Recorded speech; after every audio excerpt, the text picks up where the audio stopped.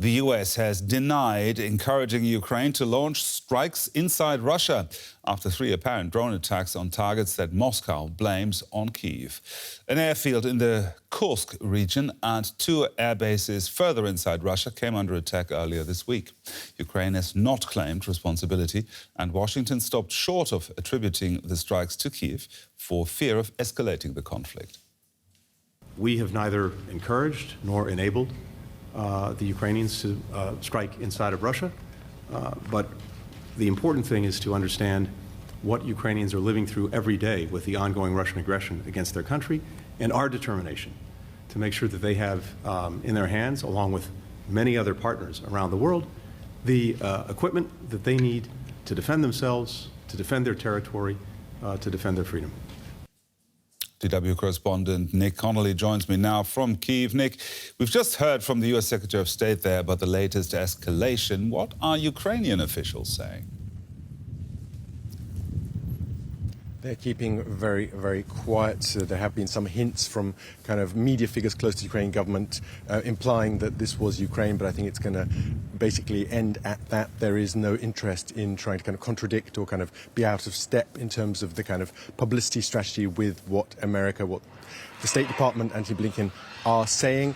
And I think, in all of this, the most important thing is that the US red line was about not using US equipment to strike Russian territory. All the experts seem to agree that this was most likely a Soviet-era drone that the Ukrainians had re-engineered, and as such that, basically gets the US out of the kind of accusation of helping Ukraine to attack Russia proper.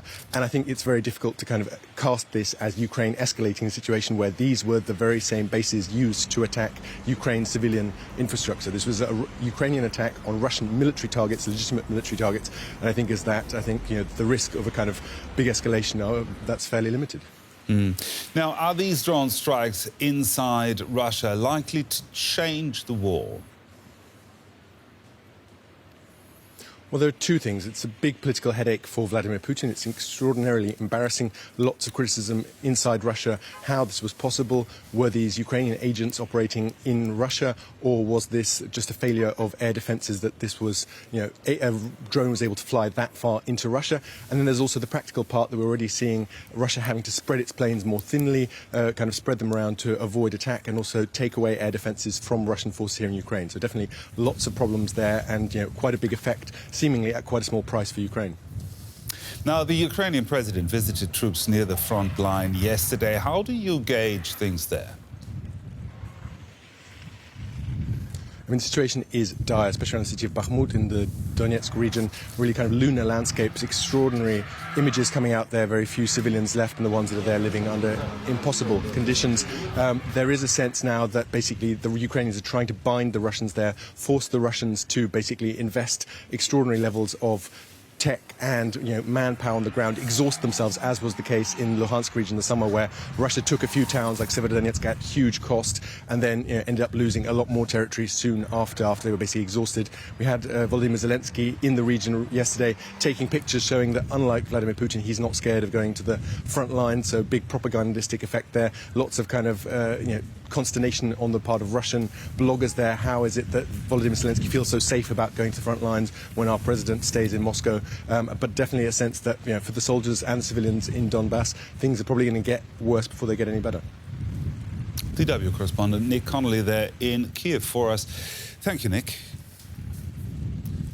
Russia's invasion of Ukraine, of course, has caused devastating loss of life, but both sides have been secretive about just how many of their soldiers have died. Civilian casualties are also impossible to state with any certainty. Our next report looks at the reasons why. 9 months of fighting, airstrikes, artillery battles, and close combat in towns across a 900-kilometer-long front line, leaving thousands dead. But how many thousand is unknown. Russia stated in September that it had lost just under 6,000 troops, but the U.S. military says it's lost about 100,000 on the field.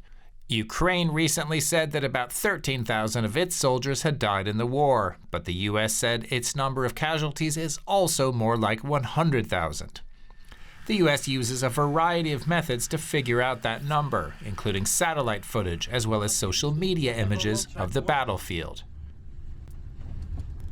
When the EU stated that 100,000 Ukrainian soldiers had died, Kiev reacted with anger, saying such figures were classified, and that the government would release statistics when the time was right. The EU later backtracked from that claim. Meanwhile, the low numbers Russia has released seem meant to reassure the public that the war is not a catastrophe. The civilian death toll, another big question. The United Nations' most recent statistics, 7,000 civilians dead. But the front line is too dangerous for observers to make a real count. Many Russian-occupied areas, like the city of Mariupol, where mass graves have been photographed by satellites, may hold tens of thousands more, and Russia is not letting international monitors into those areas. Russia in general makes no comment on the number of civilian casualties in Ukraine. For more on this, let's bring in Jenny Mathers. She's a Russia analyst at Aberystwyth University in the UK.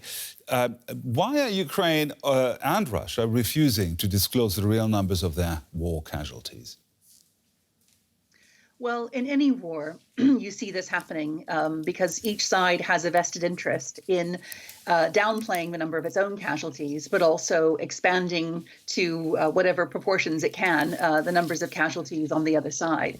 But I think in this war in particular, what we're seeing is a Ukrainian side which is very much concerned with operational secrecy and has been very close-lipped about all kinds of different details related to its capacity, its armed forces, its operations. And this is part of their strategy of really trying to keep a close eye on information and to prevent the enemy from, gaining advantages that would, improve their ability to wage the war, but also at maintaining morale at home and at keeping support high internationally, because the last thing that Kiev wants to do is to give the impression that the Ukrainian forces are, beaten, that they're suffering huge losses and they're not able to continue the war. Now, EU Chief Ursula von der Leyen was criticized this week for publishing and then unpublishing information on a high number of killed Ukrainian soldiers. So how political is this? It's hugely political.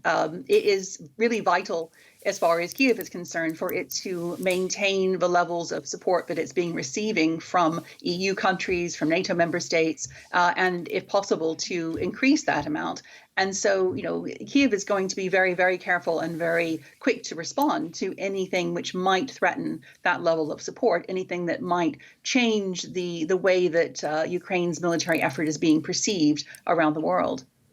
Now, this week, and we've seen drone strikes inside Russian territory in what is seen by many as a major escalation by Ukraine. What do you see happening this winter?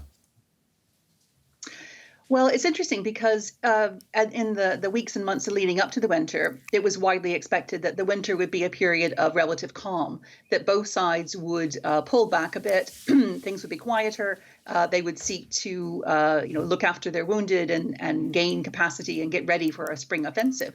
But that hasn't really happened, at least not on the Ukrainian side. The Ukrainians seem keen to push ahead with every advantage that they can to try and make as many gains as possible, because at the moment they have the momentum. They have a certain momentum behind them. They've had successes on the field. They've retaken a lot of territory, and they don't want to lose that momentum and risk the possibility that it shifts over to Russia's side. And so the fact that they are able, evidently, to strike behind Russian lines, to attack key targets with, in things like ammunitions and command posts and equipment and so on, is very, very important because it does two things. Well, it does three things, really. Firstly, it reduces the capacity of Russia to wage the war, and that's absolutely vital. Secondly, it creates a sense of fear and uncertainty among Russians about where the next strike might come from. They don't feel invulnerable any longer. They feel vulnerable to Ukrainian strikes. But thirdly, it demonstrates to this wider international community supporting Ukraine that Ukrainians are doing a very good job at fighting this war. They're clever, they're strategic, and they're making a real difference on the ground. Russia analyst Jenny Mathers at Aberystwyth University in the UK. Thank you very much.